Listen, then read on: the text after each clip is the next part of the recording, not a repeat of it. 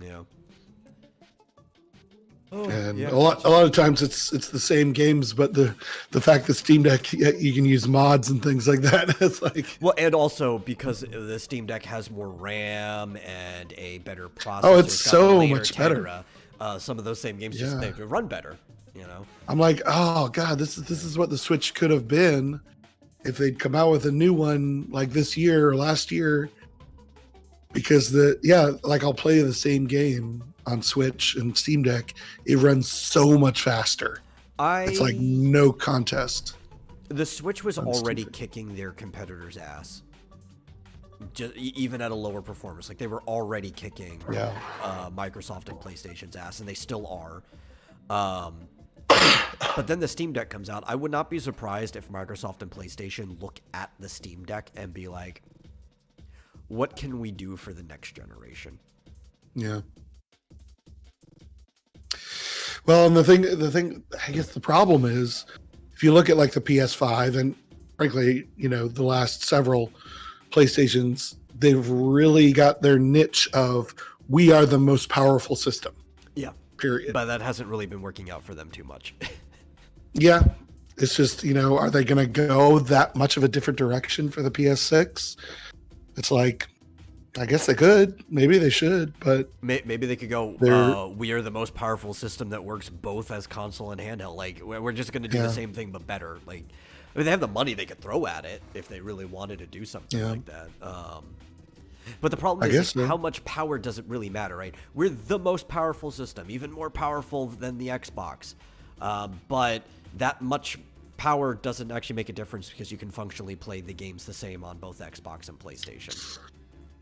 I don't know. PlayStation, fanboys. They've got better exclusives. I will give PlayStation that, especially with Microsoft rolling things back. And I got to say, on a 4K TV, it's unbelievably gorgeous. Yeah. Just like amazing. Just running 60 or maybe, does it do 120 frames per second? It's ridiculous. And it's just like, it's so gorgeous. But again, as gorgeous as it is, I have to sit there over there to play it and nowhere else in, frankly, a fairly uncomfortable chair.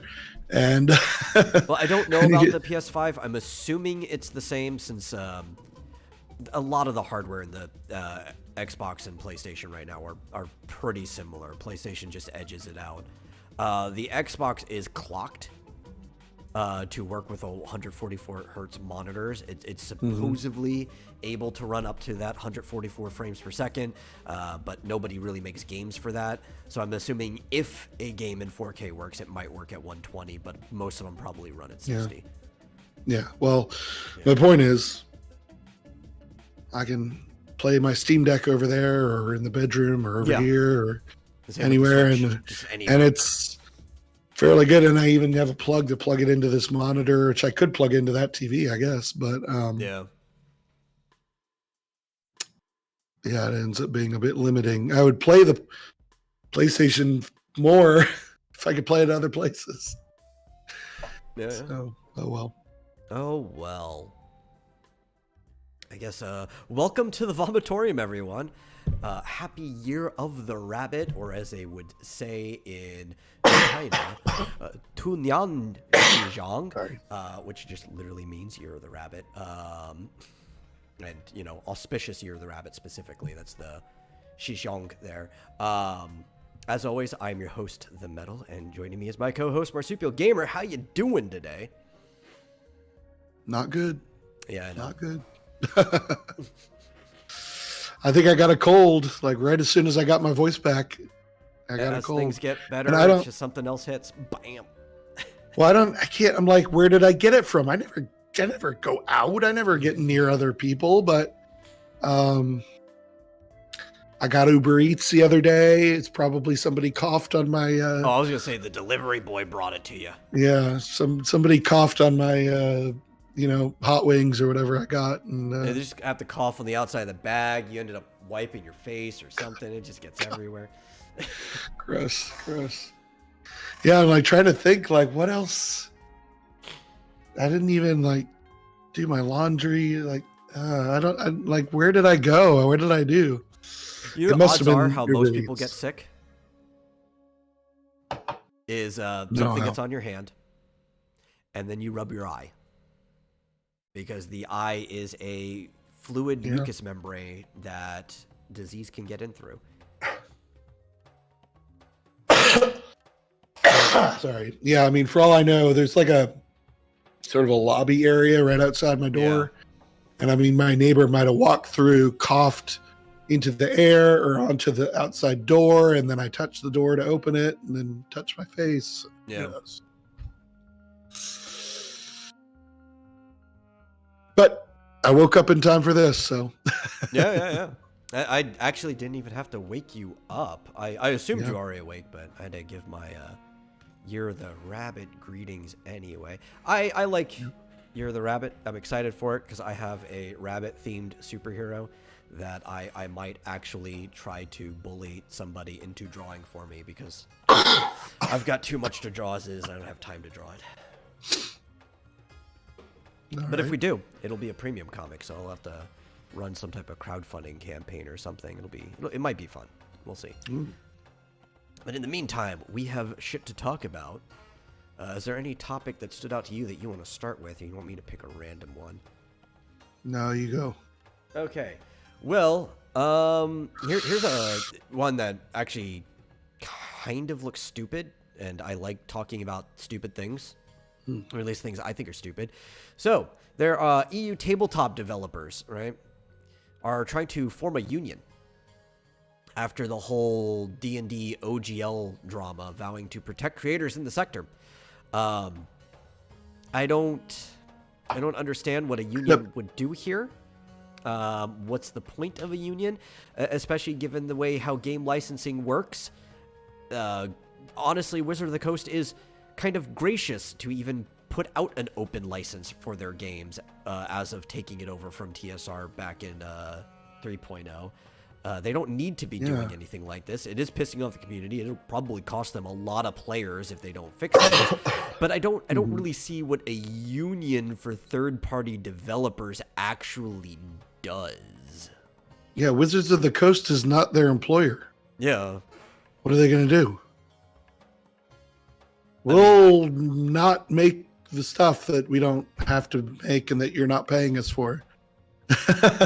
I mean, I guess maybe a union could scrape together legal funds easier to try to lobby or bring some type of court arguing that third-party add-ons to games can count as fair use in some way.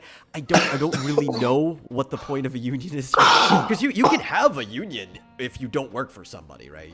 There are legal unions. There are advocacy groups, which are technically a union. Like, you could do it. I just don't see what the point of one is here.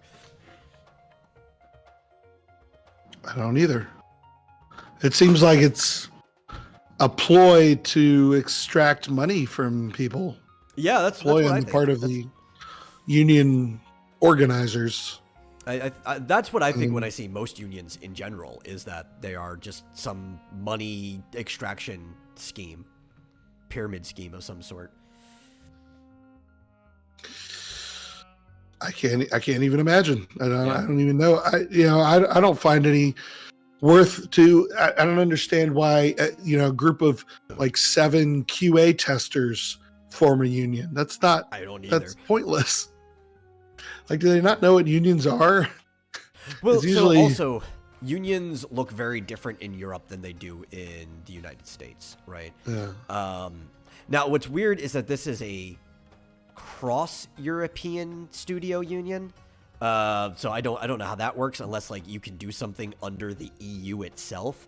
Typically, though, in Europe, the way unions work is that they are similar to a nonprofit in a way, and they work directly with that local country's government, as opposed to here where our unions are pretty much firmly business sectors. I think you can make a nonprofit union. Like that is one of the things that can qualify as a nonprofit, but most unions here are actually for-profit in the business sector. So our unions look totally different.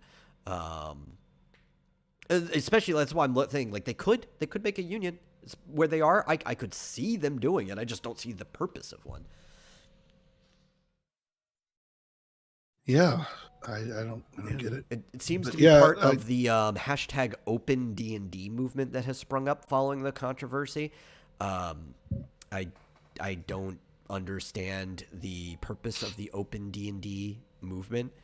You could argue that maybe anything that's not currently being used by wizards can be opened up to fair use of some sort, like older models.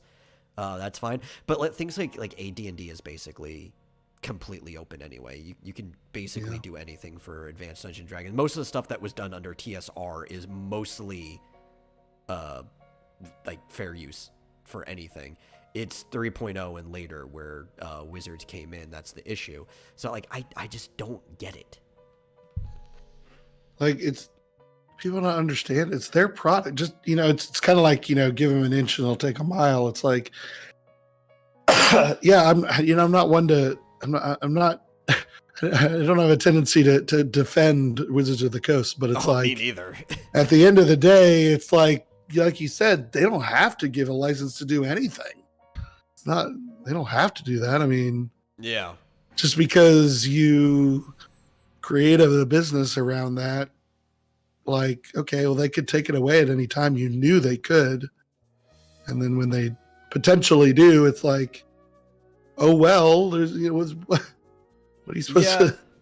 Well, so it's like, I think a bigger the problem is the cultural factor of D&D and like how it's become the tabletop role-playing game. Almost nobody thinks of anything else. Pathfinder kind of comes close when it comes to that type, but it's not even. The only two tabletop role-playing games that anybody ever thinks about is D&D and Warhammer. Those are the two. And because of that, a lot of people have basically become leeches onto that culture. I don't even mean like they're being nefarious about it or anything. Like they like it a lot and they want to make stuff for it, when really it's almost like people who become leeches in the fan art or fan fiction areas, and then they get mad when their stuff gets C&Ds and everything. You could have just made your own thing, you could have always just made your own tabletop game with similar rules. You don't have to copy mechanics directly. You can just reword some things too, but they don't own the Roll20 system. Roll20 goes all the way back to Chainmail, which was a skirmishing based game made by Gygax and God, I can't remember the other guy's name. But yeah, it's like Pete something. But Chainmail was like the predecessor to D&D, and then they made a less of a war-based game where it was about moving units, similar to how Warhammer is now, and into a stricter role-playing game. And that's where Dungeons & Dragons came from. Roll20's gone back all the way back. You could do any other dice type, but you could still do that, and you're not just cramping on D&D. I don't know why people just don't make their own stuff.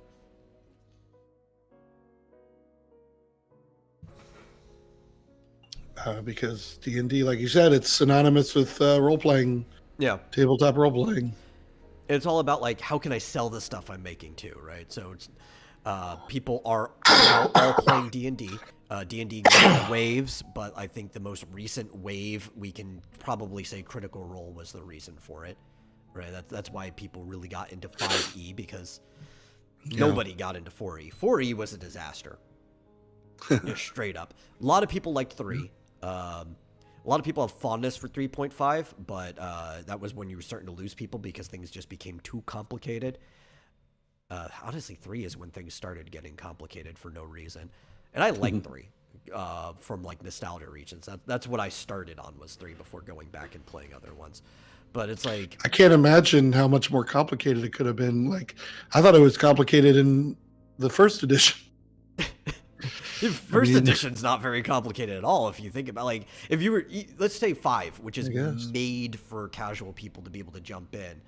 How long does it take you to make a character in 5th edition versus first edition? It takes a couple hours. It takes basically a whole session to create a character. People do session zeros now. to create a character. While like back in first edition, like if you died, you could just like basically roll up a new character right there. Yeah. That was one of the impeti behind Shadow of the Demon Lord, was like, you can't just like, that was one of the things, is that I want to be able to roll up a new character in 5 to 10 minutes. Yeah. And you can't do that with Dungeons. In fact, the first time I ever played 5th edition, I had Robert Schwalb there in front of me, walking me through creating a character. And he was like, okay, now flip to page 150. Now flip back to page 60. Now flip to page 300. Now flip to page 7. It's like, this is ridiculous. Yeah. It's kind of crazy. And it took like 2 hours. That's just creating a character, let alone actually playing the game after that. Oh, yeah. Yeah. We didn't even start until the next day. Yeah. And like first edition did have some weird complicated rules, like prestiging a class and stuff, because it started off with just like 6 base classes and then they added some other ones. But to be able to play the other ones, you basically had to get like so many levels in this class and so many levels in this class to get that one, which was a bigger problem in second edition. Second edition was like rife with the prestige classes and stuff. But like that's kind of as complicated as the game got. You didn't have to worry about like feat specking. It's like, oh yeah, but I can only get this feat if I have so many points in this. You didn't have to worry about all of these different things. And I think they are trying to make it less complicated, but for all the wrong reasons with 1D&D. Because it's like, yes, taking away racial like stat bonuses and detriments and stuff is actually simplifying the game from a mechanical standpoint, but it's not the reason why they're doing it. Yeah. I don't know. I think people should just make their own games. There's I think it's called Dungeons on a Dime or something like that. There is a very, very classic looking like free use rule set where it is a D20 rule set, and you can make a character in like a minute and a half, and you can just run through like an impromptu campaign like that. People need to do more things like that. I think that's good. And you can make an overly complicated rule set if you want. I'm going to make a fairly complex rule set, but I'm making it in 2 different versions. I'm making the a simplified and a I guess rules lawyer version of the set, where it's like you can either do a version that has very, very little math that you could play really fast, or you can do a version that goes very, very in depth and has a lot of intricacy to it. I want to make a flexible system, but that's what people should do. They should just be making their own systems instead of relying on wizards for the rest of their life, because this is a big company that doesn't give a shit about you. Even as a consumer, they don't even actually care about your money in particularly. You know, like they just care about money. Yeah. But I really don't know what a union is going to do. I don't either. I really don't. Like, I think the better things too is like just look at your other options. Like Paizo, which announced their new license, but I already forget the name of it. It's like the OCR or whatever, some weird thing. But it crashed their website with how popular.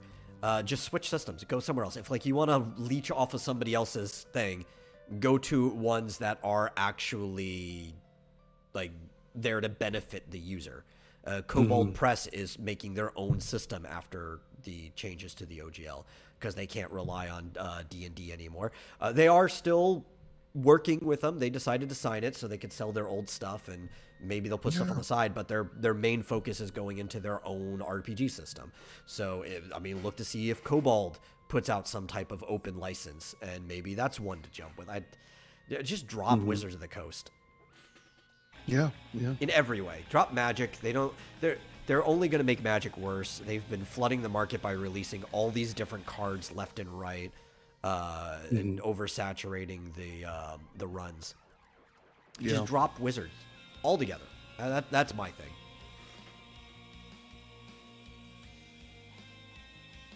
Yeah. See what. Sorry, I decided to turn off my camera because it's gonna be a lot more coughing. So that's fair.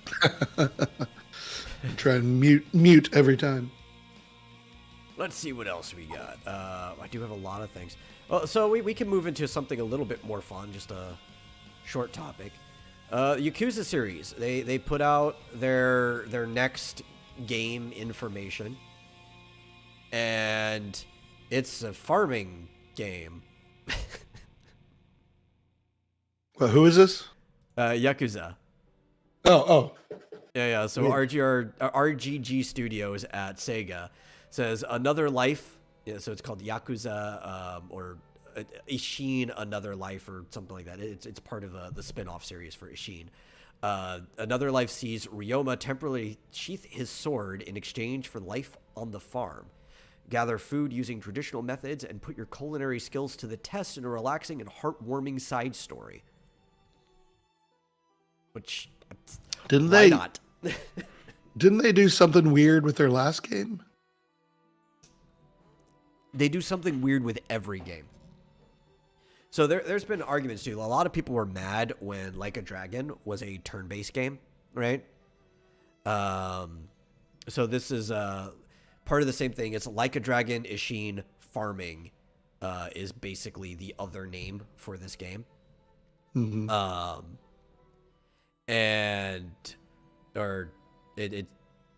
I think the whole game is actually just Like a Dragon Ishin, and then it's a sub part is farming. But every Yakuza game is weird, right? And that's what the thing is like. Oh, it was a beat 'em up game. Why is it a RPG now? Blah blah blah. Well, I mean, at one point it was a driving game, almost like a Crazy Taxi. You know, at one point it was a beat 'em up. At one the developer just does whatever the hell they want to do at the time. Like that is just Yakuza. If something does really well, they might do it again, right? That's why they're, I think, branching off into spin-offs, because Yakuza is like the only thing that's doing well for Sega right now, so they're growing that department. It's the same department that does Monkey Ball, by the way. The same team. In fact, it's the same director, too. It's the guy who's been directing Yakuza has been directing Monkey Ball, I think, since the Dreamcast, which might have been when it started. I'm not sure, but he's been directing Monkey Ball for quite a while. So this is the type of guy who just wants to do fun things with games.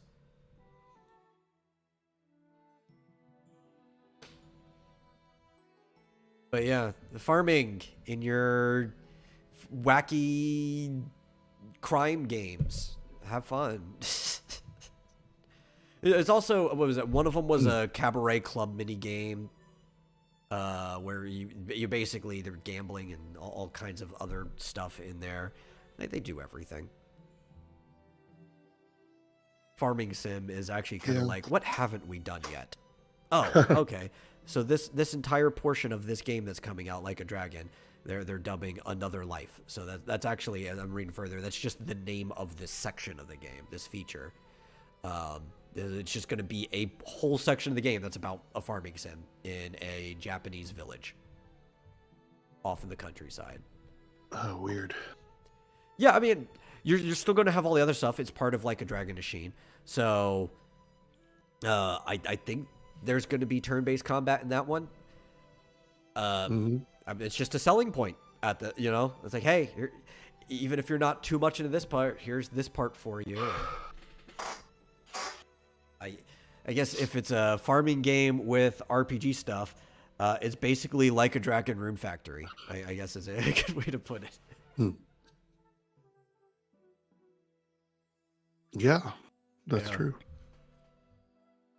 So I thought that was uplifting. I might get it. I like the Yakuza series, and I like the fact that it's a series where the director will just go like any direction with it. Like, I want to see what you'll do with a game at this point. That type of series. Yeah, that's weird. What are they gonna? What genre have they not done yet? I don't think they've done a first-person shooter, which could be fun. Especially given the fact that it's a game about crime. Have they done a Metroidvania? I don't think so. Let's see what else. I don't think they haven't done a sports game. That could be a fun one too, right? It's kind of like because some of their stuff is in like the beat 'em up genre.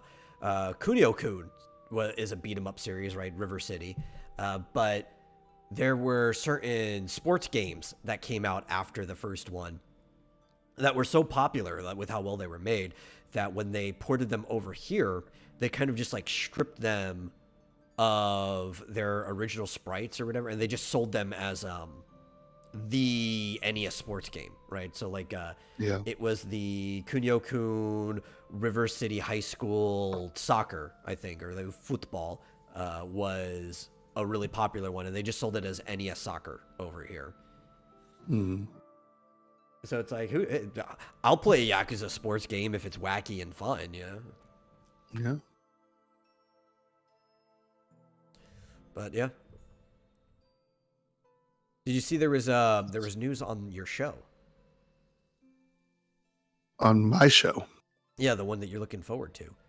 Ted Lasso is confirmed for season 3.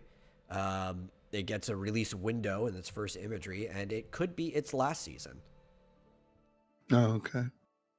Yeah, it's looking at this. Well, so you're probably not going to have to wait too long for it. Yeah. I thought they were going to release this winter, but I don't know what is taking so long. Like the last season was like 2 years ago. Yeah, it's crazy. But I guess COVID or something. I don't understand. I mean, as long as like if they're like, okay, this is going to be the last season, so we have to wrap everything up. Okay, then that's fine. Yeah. As long as maybe they want to give it like a big ending too. Yeah, as long as they don't leave it on a open-ended, cliffhanger.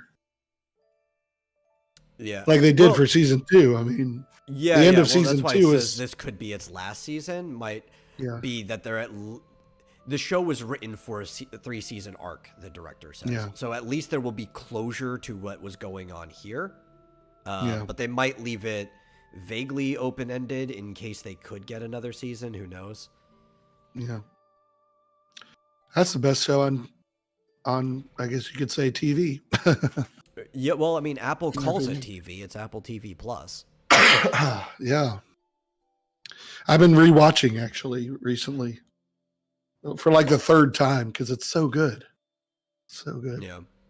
Although I realized that in the 2nd season, the guy that sort of, ends up being I assume season 3 is going to kind of revolve around this guy, Nathan. Yeah, it's the whole plan is Ted versus Nathan is the season. And if you rewatch season 2, you realize he's just an asshole. Like he's just, I don't know. Like the first time watching through, you kind of like, cause like the idea is that, Ted kind of befriends him when he was a nobody, when he was, just like the towel boy. And then in season 2, he kind of ignores him because he's got other things going on. Yeah. And so Nathan kind of feels like he's being shoved to the side or whatever. But if you rewatch it a second time, you realize like he's not treating him badly. It's just Nathan's kind of an asshole. Yeah, he's treating him like appropriately. Yeah. It's like he's very what's the word? That's not nice. I guess that's not nice. If you keep apparently, yeah. He's very I always forget the word. Where he just wants everything handed to him, basically. So, entitled. But anyway, entitled. That's the word. Yeah, it's very entitled. But anyway, still the best show on TV, in my opinion. So I'll be watching it. Yeah. If this is the end, I might watch it afterwards. Obviously not an Apple TV. I'll have to go my other route, but That's been a big problem with a lot of things that have been locked to Apple. It's like I'm not paying for Apple stuff. I don't even have an Apple product, which already makes it weird. I know you don't need one to watch Apple TV, but like it's already weird enough to try to do Apple stuff on non-Apple products that it's like I'll find the other way of watching it. But 3 seasons is a pretty good length for a self-contained story. So yeah, pretty good. What do you have an Android phone? I do. Is it good? It's okay. I have it was good when it was new, but it's like a Galaxy it's a Samsung 8 Plus, yeah. So like it's old at this point, but that's good. It still runs most things that I want to do on it just fine, so that's all that matters. I've been thinking about getting an Android device of some sort, either a phone or a tablet, because if I wanted to do some mobile development, might need it for testing, but they're expensive, man. I was like, no, just looking for test it on BlueStacks. Oh yeah, because I could think about it. So BlueStacks actually has a problem where a lot of stuff crashes on it because it's not tested for BlueStacks. But if you get something consistently running on BlueStacks, then you know it's also going to run well on the phone. Okay. It's just, it's great because then like you're not limiting your audience. People can play your game on a computer if they want to, if you know it works on it. Yeah, but if you want to test like really, how it works with finger touches and swipes and things like that, it's not quite the same as a physical device. So, but anyway. But yeah, I was looking at some tablets, and there you can get a decently priced tablet like, $199 or $149 that's like a generation or two behind. No, but the most latest ones is like $800. I'm like, no, I'm not paying $800. It's crazy. Well, because that was the problem. Like originally, a lot of the reason people went to Android was because like Apple was the luxury line. It was too expensive to get in, so they were looking for the cheap. And there's still a lot of cheap Android phones that you can find, but they're like trying to compete head to head with Apple's. Like, I don't think you understand why people go to your product. Yeah. I mean, an iPad might be $1,000, but if an Android device is like $800, it's not that much better. Now, if I can get one for like $500, okay, that's fine. Yeah, maybe half the price. Let's go. Anyway, just went off on a tangent there. Yeah, well, that's why I also like. It's the phone companies. The phone companies are the ones that are killing it for them, because especially with Apple, I don't even think Apple phones would be as expensive if it wasn't for the phone companies, because all providers will finance you a phone, so you pay it over time in small chunks with your phone bill. If they didn't finance phones, neither of the companies would charge as much as they do, because almost nobody's going to drop $1,000 for a phone right there. Yeah, I've almost paid off my phone. I've had this phone for 2 years and I'm still paying it off. But it'll be nice when my bill goes down by $50. Yeah. Let's see. Did have something else. Oh, actually, so this one kind of bothered me. Especially given the way they're doing things. Did you? I posted it, I think, in content sharing. Did you see the teaser for Invincible season 2? I didn't actually see it, but I saw it was out there. Yeah. So it's not much of a teaser, and that's what bothered me. It's more of a, hey guys, animation takes a long time, sorry, video than anything. Because it doesn't show anything from the season. It actually not even necessarily in character. It's kind of almost like an out of character moment with people playing their characters. So it's kind of like I would say like D&D roleplay, where people are talking about the stuff that they're doing after the game, but they're still kind of like in character mode, right? So it has Mark in his Invincible outfit and Alan the alien sitting across the table. They're at Burger Mart. And the reason this kind of like upset a lot of people, it didn't look like they were dropping a teaser. It almost looked like they were going to be dropping at least the trailer, if not the announcement for the full show, right? when they kind of did this whole like wake up in the morning with a hot BM, and which is disgusting when you think about it. But yeah, so it's them sitting there, they're eating at Burger Mart, and they're talking, and he's like, what have you been up to? And he doesn't talk about like anything that Invincible was doing. He's talking about like the actual animation project. So he's like, concept art, scripting, voiceover, roughs, cleanup, like all these different parts of animation, which is very choppy because I know how they do the animation here. Obviously, there's going to be some penciling and storyboarding, but this isn't a drawn animation style. So after you storyboard it and everything, they're actually using CG models for everything, and then like painting over the model and layering and blah blah blah. But still, like he's kind of going over the animation stuff, and then he's like, well, okay, but I need like a specific ish time that the show is coming out, and there's like a late 2023, so it's coming out this year, but that could be like anything in the second half of the year. You know? Could be December. Yeah, it probably is December. Yeah. It's a very, very disappointing teaser. And I feel like the problem is, like, yes, animation takes a long time. Sure. It shouldn't take this long unless for some reason they are, like, scraping your budget away or something. Like, Amazon as a studio who renewed the show for 2 more seasons, so not this is one, they already renewed it for the one after this, could just throw the budget at the show to get it done faster by putting more people on it. I don't know. Yeah, I always wonder with things like this, it's like, what are they, just slow, lazy? Are they just putting a lot of detail into it? Is it going to be like mind-blowing? Yeah. I don't know. I mean, because, like, I like the show. The animation of the first season is, like, nothing inspiring. Yeah, there's some moments that are nice, but it's not, like, the best animated show out there or anything.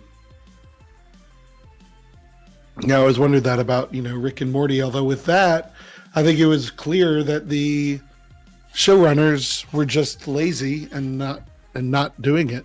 Not. Yeah, that's probably part of it. Yeah, they needed to write the show. God damn it! Shut up. They needed to write the show, and they weren't doing it. Yeah, and I think what the problem is with Rick and Morty, it's a problem a lot of creatives have that I can relate to a lot. It's that they were working on multiple things, right? So they instead of just sitting there and doing one thing. You have Roiland also launching that, was it Apple TV? It was some network. It might have been Prime Video. The one about the people who live on the planet opposite of the Earth on the sun that we would never see because it's like opposite rotation and they come over here, right? What was that? Yeah, there was an alien. So there were like these aliens were visiting, and they came from a planet that was like in our rotation on the opposite side of the sun. I forget what network it was on, and I actually can't even remember the name of it, but he had like another show running. And then you also know like Harmon, the producer, has like a bunch of different shows that he does. And that's the issue, is like they're the type of creatives that are always working on multiple things. And I mean, I don't blame really creative people, and I do think Roiland is a very creative person. I've seen his earlier work on Channel 101. Right? He is definitely like that type of like early internet creative that would have been doing stuff on Newgrounds or whatever. I think he just gets bogged down when he's stuck on a show for too long. He's that type of person, and I don't blame him. I really don't. Yeah, it can be rough for those type of people to work on something for just way too long. He's like, but I got another idea that I'd rather do. This one's run its course for me, but we're still going. I think Seth MacFarlane is that type of creator too, which is like he still does the voice on the shows that he started, but he kind of like steps back and takes more of a producer role so he can go off and do something else. Yeah. Just checking. You can't hear me cough when I mute, right? No. Okay, good. So I keep muting and like, God, I hope that's working. I hope that mute button is working. Yeah. So yeah, it's just the two. I'm looking at the trailer now. It's just the two of them sitting there in a diner, talking about how long it takes to do animation. And then Alan being like, yeah, but I need specifics or whatever. Which I don't hate. I don't actually hate his portrayal. Normally, I don't like Seth Rogen, like, almost at all. He's fine for Alan. Yeah. Because they haven't actually made Alan goofier than he is, and that's why I'm fine. Normally, when Seth Rogen takes a role, they take the role, they goofify it for him. But Alan's already kind of like goofy in the sense that he's an alien that doesn't understand the customs of places he are, so they don't have to do anything to make him goofier. He could play the character straight, and there's still comedy to it. That's probably why it works.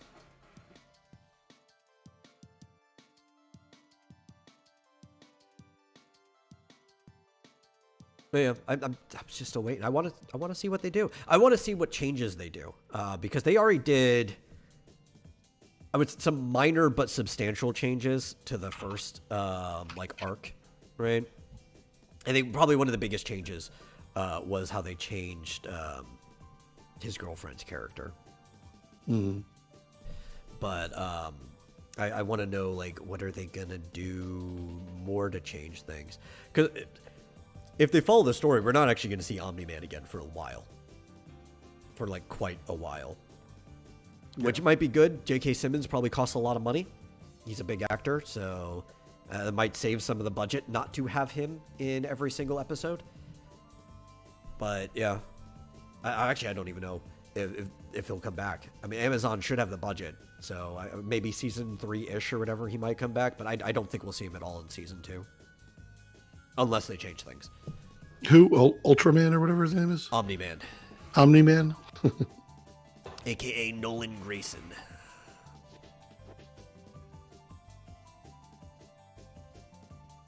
Oh, yeah, he was voiced by J.K. Simmons, wasn't he? Yeah. And J.K. Simmons is a pretty big actor. He has such a great voice. He's great for, like, anything.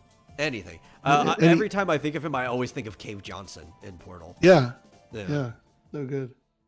Hey, Rick. How's it going? Yeah, he's just good for any kind of... burning your house down with the lemons. Yeah. Like any kind of middle-aged man.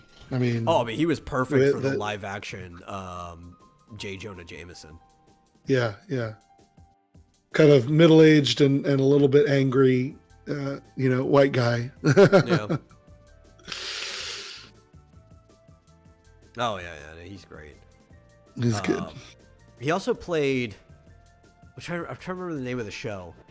I only watched like 5 episodes of it, and I probably should have watched the rest. I don't think it went very long. But there was a show where he played like... maybe he was like a lawyer or something. I'm trying to remember. Mm-hmm. But he was blind. And there was kind of like a ruse where the only person who knew he was blind was his daughter, because that's the only person he told. Like he had been lying about it for years, even to like his wife, to like everyone else. And he's just like really, really good at pretending that he's not blind, and he doesn't want anybody to know. And he just did that role so perfectly. I think Simmons is just a great actor. Plus, everybody likes what's those farmers commercials that he's on too. Especially the one with the flamethrower and the giant lint ball. Have you seen that one? I think so, yeah. Yeah, and they're just like, where'd you get that? I made it. And then he sets the lint ball on fire, and then you're like thinking, like, where were they asking? Were they asking whether he made the flamethrower or the lint ball, or does it apply to both? But yeah, he's a great actor. Loved him as Omni-Man. I actually think they did a really good job with the casting of the show. Like, again, I normally hate Seth Rogen, but I thought he was fine with Alan. Gillian Jacobs as Adam Eve was fine, like great actually. I think I liked the voices of almost everyone in the show. They did some good casting.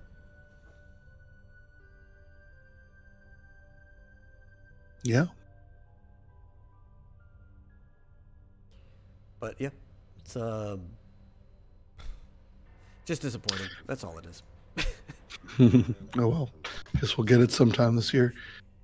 Yeah. So you came up, or you found another option for limited run games, I found a few different ones didn't you? because I was digging. That I posted that quite a while ago. Yeah. Yeah, I So saw that in the Discord. yeah, I put the first alternative that I found was the main post, and it is called Special Reserved Games. But then after that too, I continued digging because a lot of people were dropping things, places, and stuff like that during the whole kerfuffle. There's also VGNY Soft, I Am 8-Bit, and Strictly Limited Games, and like they all have like different stuff that they have that each other doesn't, because especially when you're working with indies, they can only usually afford to go with one person at a time, and or they'll make like a limited license to like non-compete, where it's like, okay, because we're doing this for you, you can't go with somebody else during the time that we're doing your run. Right. So if you take the 4 of these, like you've got quite a nice library of games you could order physically. Did you put that in the Discord? Where is it?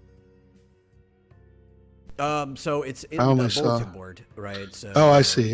yeah, the special reserved is in the first post, but if you actually check the comment after that, Oh, it's got yeah. all of the VGNY Soft. I Am 8-Bit. That sounds familiar. I may have seen that before. I didn't all of realize. these do the same services that Limited Run does. Like, it's not just the game; they also do merch for the people too. So you could get like T-shirts and stuff, but they don't go overboard. So none of these so far have had any record of canceling orders on people for any reason. I checked their sites. None of them have any like diversity or inclusion stuff in their abouts or their like company sections or anything. Oh. I think I heard of I Am 8-Bit because they're doing like the Garbage Pail Kids Nintendo like NES game. Oh, okay. Like they've got this NES cartridge. But like in general, they all seem like they are focused on money and pleasing the customer, which are the two things you want a company to be focused on. At least from what I can tell on the surface. You never really tell until something comes out. And they have some pretty good options. And they don't Why is it always rip anyone off. So yeah. Oh, they've got Untitled Goose Game. Why is it always like the one that's like bigger than all the others that ends up being woke? Well, there's a reason for that. And I'm actually starting to flip my opinion, or at least my hopes, when we saw Embracer Group starting to pick a lot of things up, because they seem to be a dissolved company, or like decentralized group of investors. Limited Run used to be a smaller organization, but as they got bigger, they were eventually incorporated into Embracer Group, so they are part of Embracer Group now. And about the time when they sold off into Embracer, the founder of Limited Run left. So he actually wasn't even involved in any of this scandal that happened recently. They had a different CEO and stuff since then, who got put in place during that kind of like merger situation. So it's because they joined a big hedge fund, basically, right? They became part of a holdings company. They don't call themselves a holding company. They're a decentralized investment firm, but effectively they are just a different form of a holdings company, like many of these other game companies have been in the past. Bandai Namco, Konami, they're all holdings companies that just happen to have licenses. And that might be the issue, especially because of things like ESG. It's like you could be a decentralized company, but because ESG and stuff like that affect your investments, you put people like that in charge. Mm-hmm. But it's like he's a white guy, like how like he's a woke white guy, but yeah, but a woke white guy can just call themselves non-binary or something like that, and they're automatically. Oh, I guess. Yeah. I guess so. Yeah. Yeah. Yeah, that's crazy. That I guess. Yeah, that makes sense. That them getting picked up by a big old investment firm would cause them to be able to have the money to, branch out and become sort of the leader in the sector or whatever. Oh yeah, and then they basically was the problem with every other game company, right? The GameStop issue. Yeah. They started going overboard on pre-orders. They started nickeling and diming everybody for everything. They just became a AAA company. Yeah. But like, why is Embracer Group? I don't know. Can anyone like join Embracer Group if they've got hundreds of millions to put in as an investor? I don't know. Maybe because I believe there's a board, right? Of the investors. Obviously, you probably have to be accepted and like admitted, but because I would assume basically what it is, it's like stock. Right, in the company, it's not public; it's private. So someone has to, like, you have to. The stock would have to be admitted for sale to you, or something like that. Because you can still sell stock if you're private; it just has to be sold directly to you. You can't get it off of a market or anything like that. Yeah, I guess so. You probably need a billionaire like Musk to take them over to change their entire, Yeah. Their entire, I don't know what you call it. God, I can't think of words today. Culture, their entire, corporate culture. Yeah, change their MO. Yeah. Yeah, that's also why, so I'm not holding my breath for any of the games they just acquired. I'm assuming that the next Tomb Raider game is probably going to be shit. Yeah. Probably. Oh, well. We just enjoy new games instead. So that's what actually somebody needs to do. Because we see all these other people making games in different genres. We don't have somebody making a good successor type game to like Tomb Raider or Uncharted. Hopefully more like Tomb Raider, because Uncharted is like a watered down Tomb Raider. I would like to see somebody do that. And I understand if you want to make it as appealing as the modern ones is, the budget might be too high.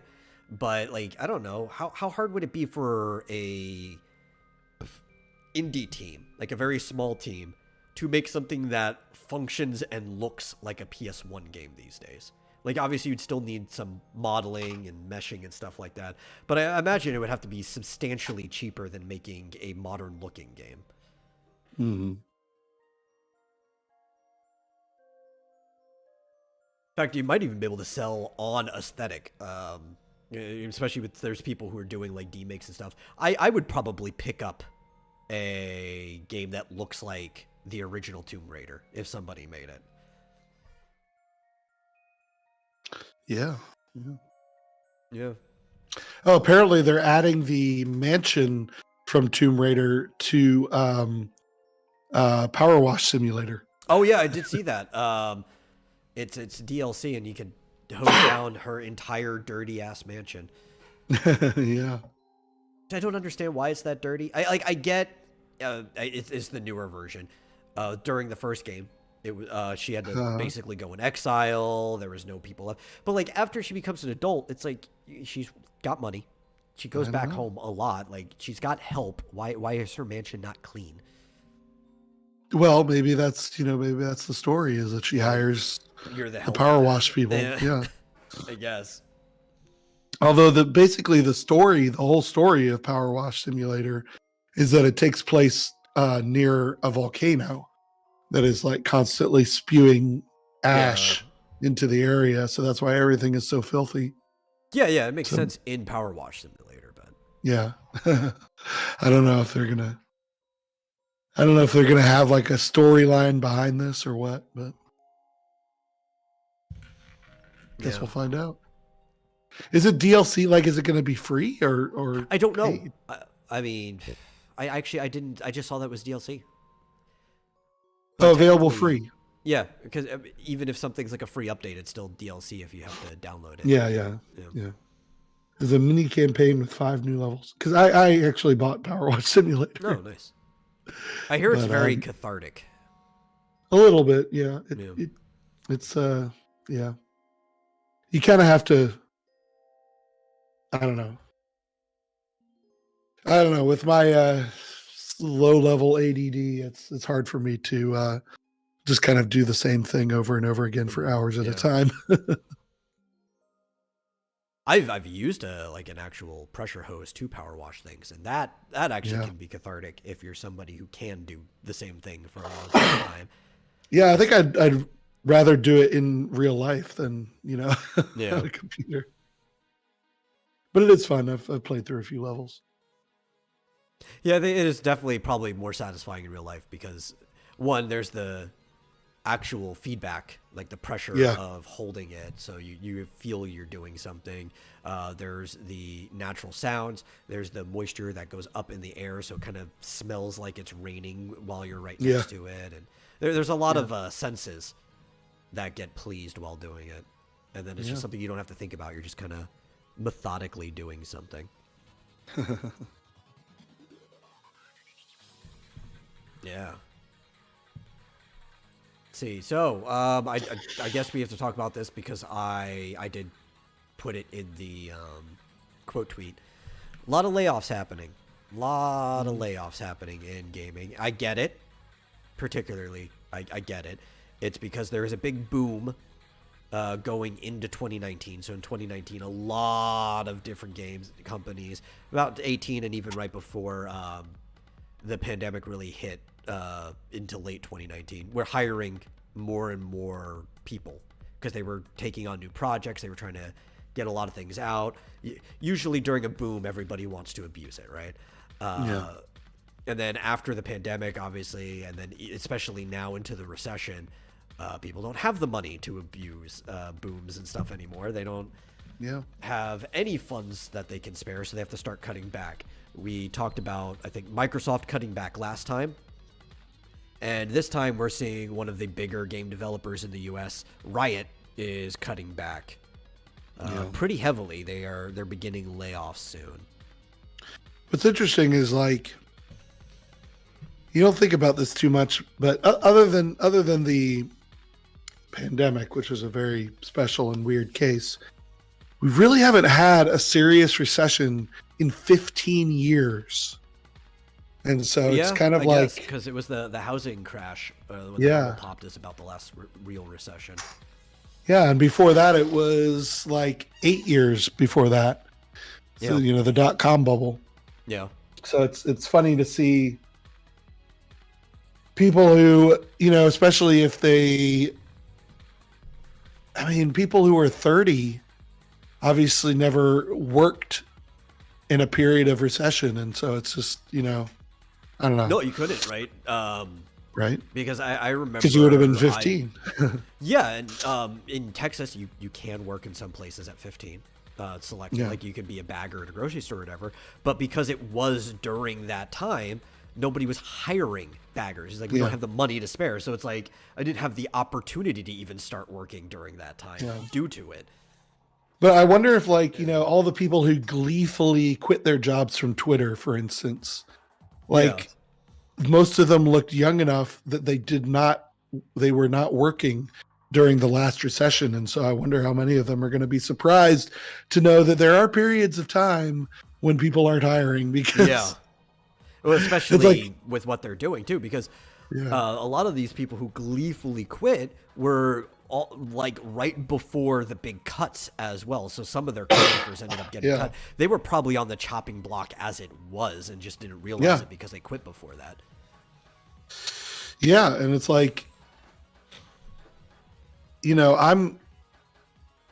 would never, it's just ingrained in me. I would never quit a steady job. Or, I know in most of their cases, it was it wasn't really a choice. They were off, laid off. But if I was given a choice, I would just never quit a steady job without having something lined up, because this is the third recession that I have lived and worked through. Yeah. I saw, right out of college, man, the .com bubble was brutal, was absolutely brutal. And I saw, a guy, my first major job as a software developer, the guy who basically trained me got laid off And I felt so bad because basically I learned everything that he knew how to do, but I was getting paid, 20% less Yeah. or something like that, or 30, I don't know. So they whatever. could afford to keep you because you were the cheapest hire at the time. Yeah. Yeah. And I guess I knew early on, make yourself indispensable, because I basically could do everything that he could do. Yeah. Pretty quickly. I learned the job pretty quickly, and yet I was getting paid way less. So they laid him off. A very classic trend, especially in these times, but in general, with larger industries that are always looking to save money, is a lot of times people will end up replacing the person who trained them, and they don't even realize that either party, that the company was basically putting in somebody new because they knew new people are less expensive. And then once you can do everything the person trained you, it's like, we don't need the more expensive person anymore. Yeah. Now, I don't think that's what my company was doing. No, probably not, but that does happen all the time. Yeah. Yeah. It just happened to be that I was hired while the economy was still going up, and then it crashed majorly, and they had to lay off like 50% of their employees. And it can happen for both malicious and or extemporary circumstances. In your case, it just happened to be extemporary. Yeah. But it's like, just having that as almost my first, I mean, it was kind of technically my second job out of college, but really my first, major job, like in my field out of college, that being my first experience, I'm just always in recession mode just because of that experience, where it's like, I'm not going to be stupid enough to quit a job when I know there could be massive layoffs right around the corner. You just never know.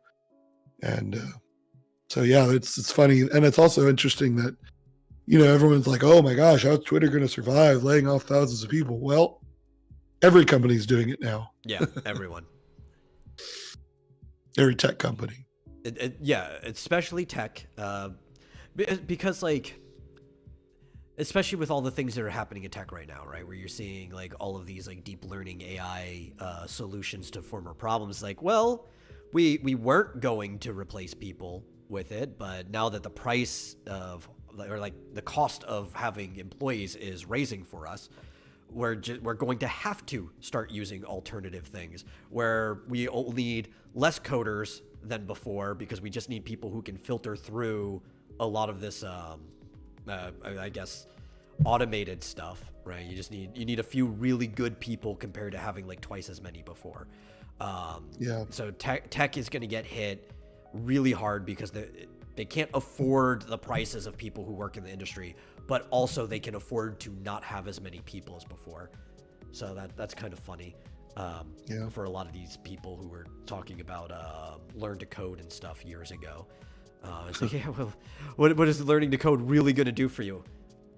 Now, you can learn to code and be like great at coding, but I think that's going to actually have to be the mantra for anyone is don't learn something, get good. Get good is going to have to be the mantra for literally every field, because even with these other resources like chatbot GPT that can do some basic coding for you, and you can just go and check it and be like, oh, cool, that saved me 30 minutes of work, right?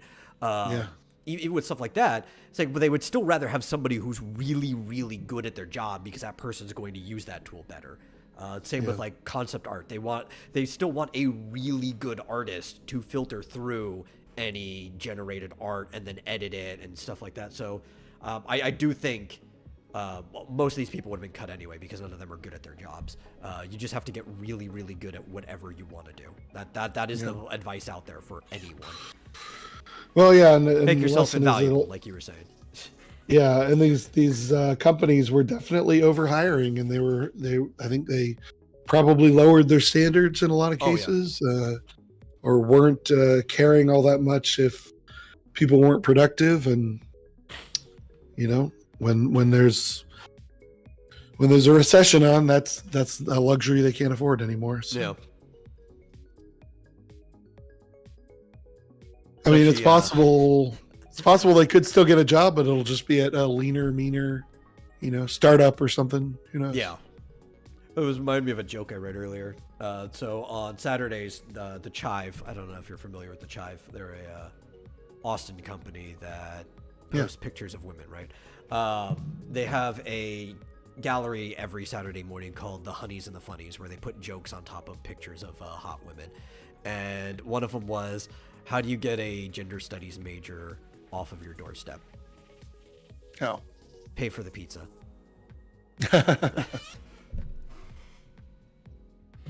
Good one. Yeah, that one.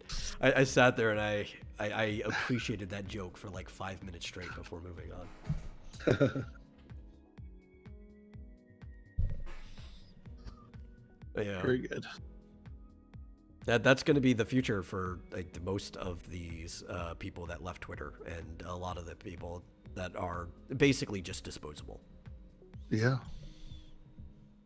Yeah, I don't know what you do if you're living in freaking San Francisco and you know, people were saying, oh, well, these people were making $250,000 a year, but the cost of living is like 3 times what it is anywhere else. So it's like, how are they going to live? They're going to have to move.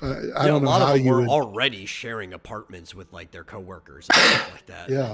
Yeah, $250K in San Francisco is like nothing in Silicon Valley. I mean, I don't know if I could live on that. I mean, I make half that, and I'm so much better off being in Alabama. Oh, well, see, that's why that area has a high population of tiny homes. Oh, yeah. Pods. Live in the pods, eat the bugs. But it's like, if you think about it, a lot of these people they split what are effectively flats. Like, you remember the type of house that they lived in, Full House, right? Mm-hmm. A lot of them share stuff like that with their coworkers. Some of them share what is effectively a studio apartment, where like they have partitions for rooms, but like they don't even go all the way up to the ceiling or anything like that. And they don't have a lot of luxury at home, but that's fine because they're getting paid a lot, so they can go out, right? That's important. And there's a lot of luxury at work, so work was more home for them than home was. You see those videos and stuff they're doing where they have wine on tap. Like, these people are going to be for a rude awakening. Yeah, that's what I was thinking. Like, if I got a job at Twitter in San Francisco, I would basically live at work, because it'd probably be better than any kind of apartment that I would be able to afford. I'm going to just live in some disheveled apartment. Yeah, I would live in tiny place. The Edward Nygma apartment from Batman Forever. Yeah, he's like at the very edge, and it's like a single hallway filled with junk. I would live in that, and then just live it up while I'm at work. Then, which is probably what a lot of them did. That's right. Yeah. Stadia is officially dead. If you want some good news.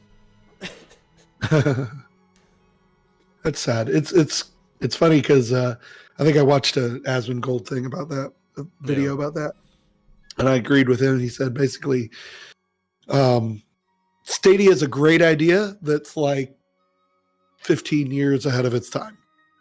Maybe. It's like it was never going to work at this point, but it's probably going to in the future. It's just we need a whole separate internet. I mean, we need a whole new internet to work. Well, I think we need new concepts of the internet, right?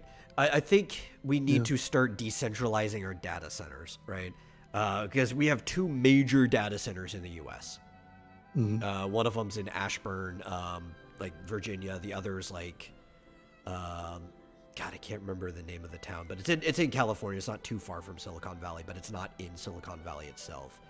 And I used to know the names of both of these places off the top of my head, because that's where most of the views for the Vomitorium would come from when I used to check on SoundCloud. Because if you were using Brave or some type of anti-traffic extension or something in Chrome, they wouldn't really be able to tell where you personally were, but they could tell where the data was coming from. So if we had views on the East Coast, it was coming from Ashburn. If we had views from the west half of the country, it was coming from that town in California. And those are like the 2 big data centers. And when you think about it, if Google is running stuff off of their stuff, their data center is that one in California. So the latency is all coming from there. If something's running on their machines, if you live on the East Coast, you have to deal with whatever latency is running all the way from that data center. But if we had micro centers everywhere, which I think is probably what's going to have to be for the next form of the internet, maybe it's convincing to do that with Web 3.0 being all about blockchain and decentralizing things digitally. Maybe we should do that physically too.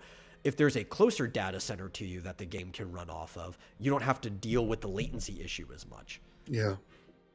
Yeah, one of the things that Asmongold was saying was that he was watching a video that somebody else made, and they were talking about how the executives in charge of Stadia were not gamers. Yeah. And they didn't understand what gamers need or want. And he was like, the difference between, they didn't appreciate the difference between 100 milliseconds and 200 milliseconds. Yeah. He's like, which is a lot. Yeah.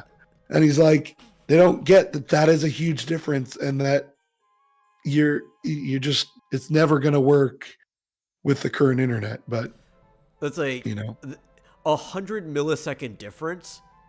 I've already inputted a Hadouken. Like that's right. How fast my thumbs can do that. Like I've already inputted an entire Hadouken in that time. And it's like, when they're doing the demos and stuff, it can look impressive, but you are not, until you play it, you can't tell the difference between, when you input something and how long the lag is.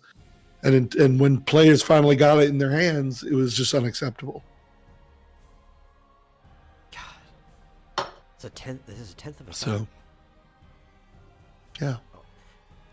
And I think probably it's even more than that. They can't even appreciate a second, like period, of time, because not being gamers, they're like, well, it works for movies. That's probably how simple it is for them. Like, we can stream movies. Why can't we stream games? It's just data. Yeah. And like, I'm trying to remember what version it was.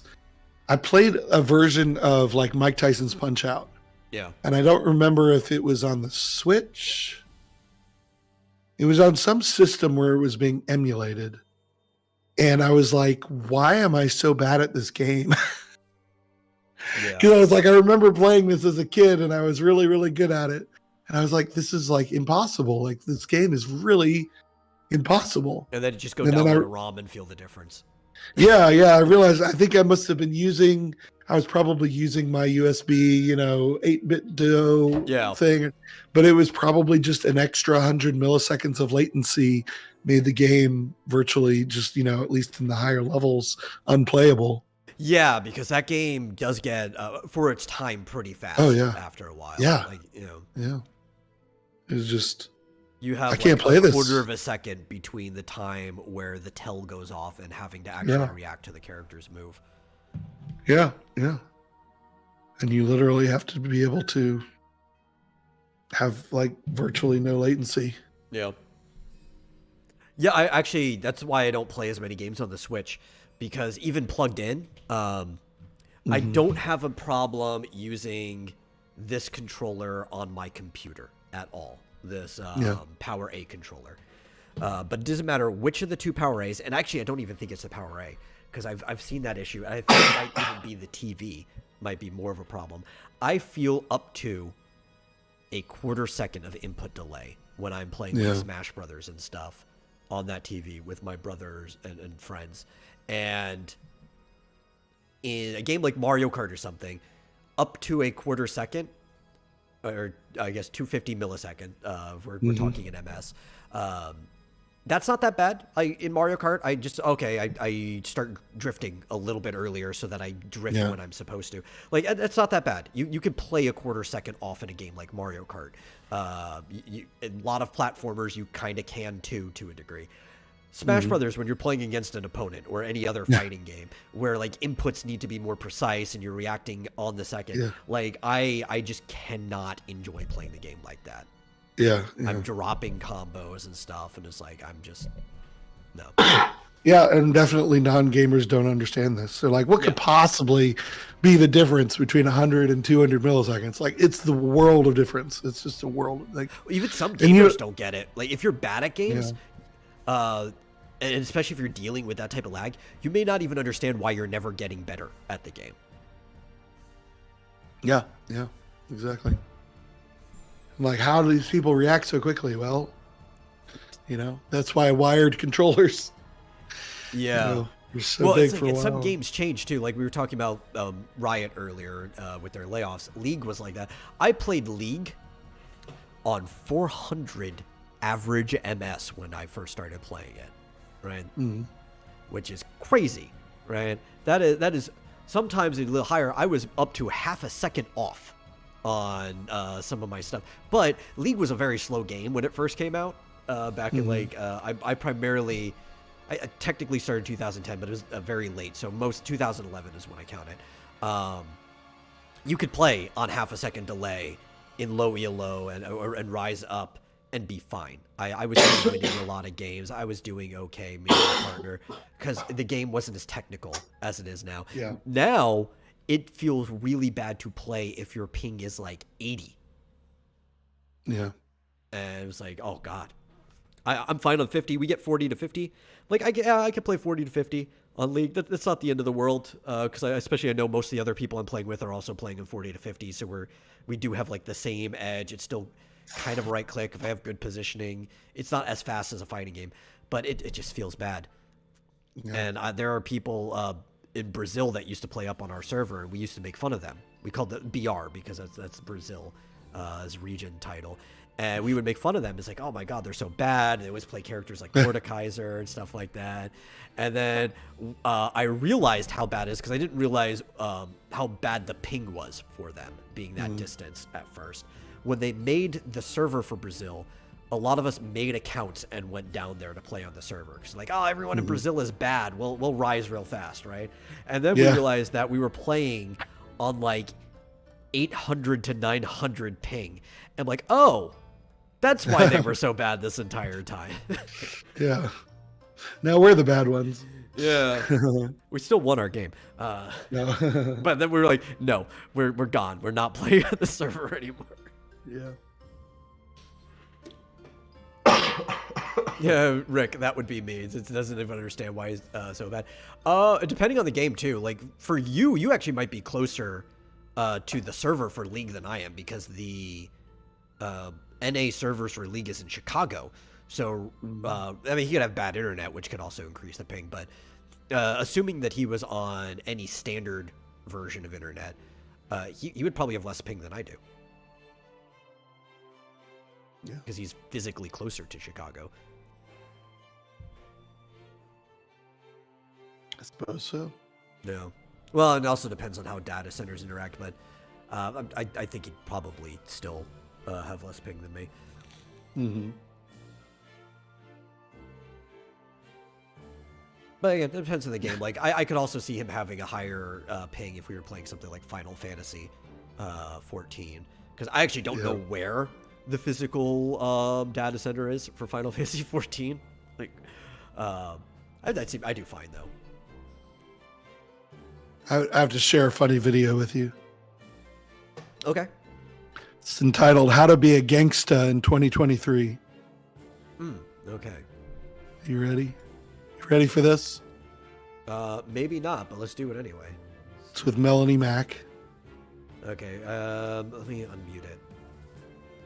Oh, I don't know if there's music. I don't know. Oh, I'll just whatever. I don't care. Or sound or whatever. She's cooking on a gas stove. Okay, that was really loud. That's okay. No, I fixed it almost immediately. Oh, sorry. Yeah. Yeah, let's start over.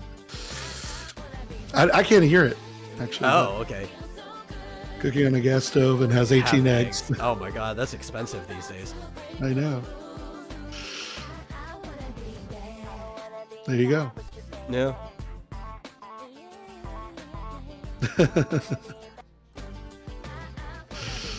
Pretty good. Yeah, there was almost like a jump scare for me. I had like, and I had the stream volume at neutral I had to like No. drop it down to like 50%. Oh, sorry. I actually can't even hear it. For some wow. reason, I guess Discord took over my sound. Yeah, probably. I thought that was funny. I don't mean to brag or anything, but I got myself a dozen eggs last week. So, Nice. I've already eaten half We still of get them. them. It's just, costs more. That's the only problem. Like we used to get the dozen and a half, like the 18 pack, but then we've been cutting back to the dozen because it's costing more. Yeah, I usually get like 6. Yeah, but also there's like 5 or 6 of us in this house, so we need more. Yeah, but you getting a dozen's like there's one person eating them. Mm-hmm. You could afford to get a half dozen. Yeah, a dozen. It's like if I really feel like eating a lot of eggs over the next 2 weeks. See, I don't even really like eggs. I use it for baking and stuff, but like I eat them anyway because it's a good source of protein. So it's like one of those things. Like if I am eating breakfast, it's like you crack an egg and eat it. And it's like I'm not enjoying this, but I'm getting protein. Yeah. Trying to figure out why Scott Adams is trending right now on Twitter. Well, he probably said something really stupid again. I think he's. Oh, because this morning, he was going back and forth with Elon Musk, who said that he had some vaccine side effects, like major side effects. Yeah. And so this morning, he did a talk on his daily show, where he basically said the anti-vaxxers have clearly won the argument. So. Oh yeah, the anti-COVID vaxxers. Yeah, your definition of anti-vaxxers. Because there's some people who are the anti-COVID vaxxers. Yeah, specifically. Or what was the other name for them? The vaccine hesitant was the one I like to call it. Because like, we'll wait on this. don't put something in my body that we haven't seen the results of yet. Which I completely agreed with those people. I never got the vaccine.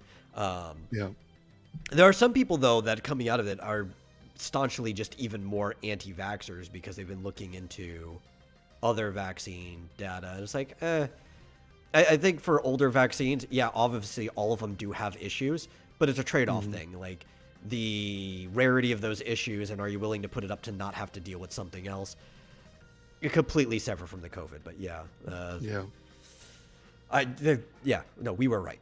We were definitely right. I count myself in that camp. We were right. Yeah. He basically said, I watched the whole thing this morning. Yeah. He basically said, he didn't say that he regretted getting the vaccine, but he just basically said he chose wrong. He basically said it. I chose wrong. No, I agree with that mentality. I don't think people who did get the vaccine for the right reasons, for thinking it might help them, like taking the gamble, because it is a gamble, and everything in life is a gamble. Some of us just chose the other gamble there. But if you were taking the gamble because you thought it might help, even though it was risky, then you shouldn't regret it.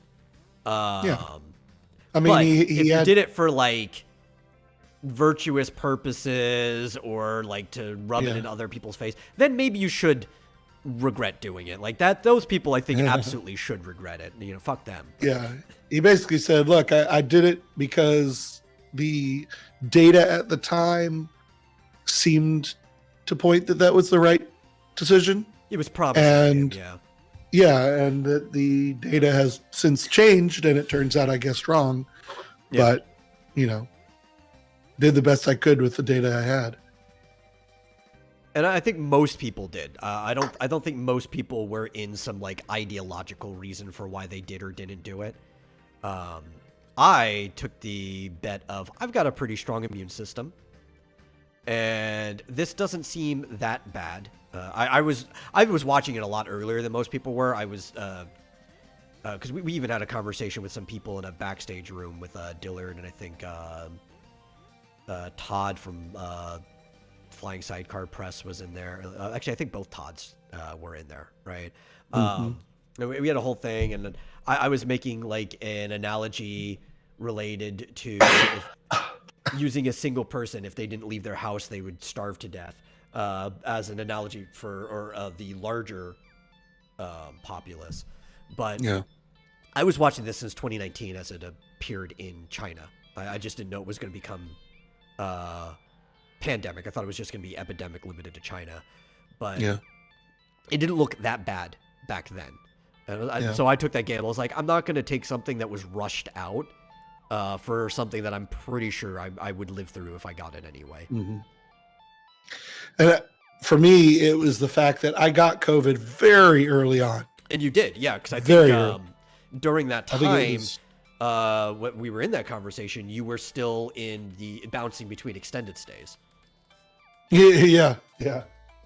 That's right. I was homeless, Yeah. and I caught it in, I think, March or April of 2020. I remember And, Kat was, I assume she was joking, was calling you a super spreader. Yeah.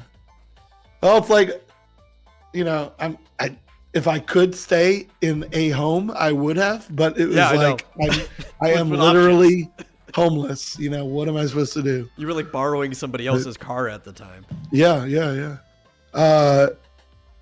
But what's funny is a lot of people didn't believe me, and I remember I had a couple, mostly war campaign idiots, because I was very vocally comic skate at the time. Yeah. And I said that I wasn't in a coma, but I essentially slept for 3 days straight. And people were like, come on, it's not that serious. Like, right. Like somebody said, you say you were in a coma for 3 days. And I was like, no, I didn't say that. But yeah, people didn't believe me that it was basically the sickest I'd ever been in my life. And that I was essentially asleep for 3 days.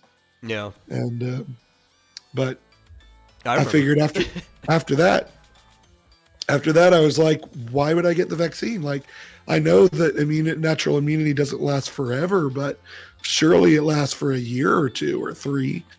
I mean, I'm also 99% certain I had it too, before the vaccine even came out. That was another thing as to why, I already had it, so even if I get it again, I'm probably fine. Because almost every symptom, it didn't match at what people thought at the time, but then later, more and more, it's like I'm fairly certain I had it. And at worst, I had like a walking pneumonia. That was like that was it. Like, okay, I'm fine. If I get it again, I'm probably fine. Ironically, considering my health since then, I didn't have any coughing. Yeah. It was really it was almost like mono. It was like having mononucleosis. It was just so tired I could not move for 3 full days. It was crazy. Yeah, no, that's kind of how I felt too.